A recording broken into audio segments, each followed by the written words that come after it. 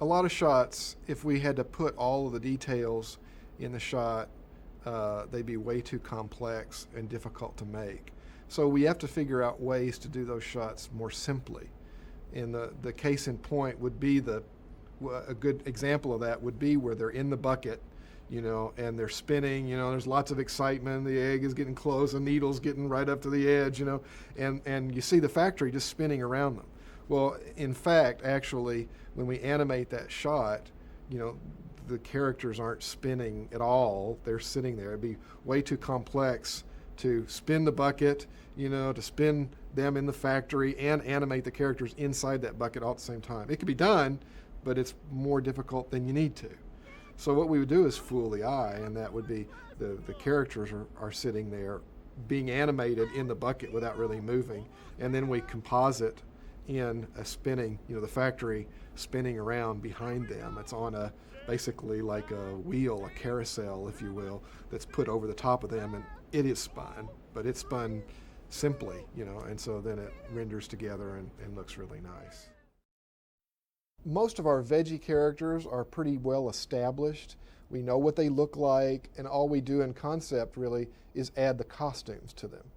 But in the case of Easter, we had a brand new character, Hope. She had arms, and she had a little skirt-like dress that was part of the egg that she comes out of. So, it's a very unusual character, very different from the normal veggie.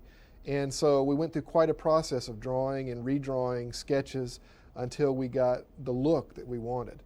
But it's frequently not enough to just have the sketches. When you go to model a character, build it in CG, it's very helpful to have a maquette. And a maquette really is just a sculpture. It's a clay sculpture of the character so that the artist doing the modeling in the computer can look at it from any direction, and if they're having trouble getting the hair just right or the hands or part of the facial detail, sometimes that is easy to translate out of a drawing and sometimes it's not.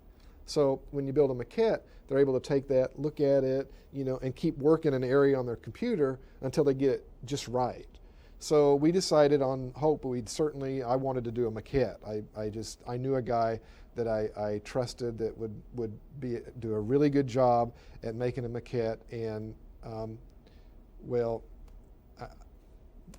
not sure whether I got what I wanted or not, but at least I got something.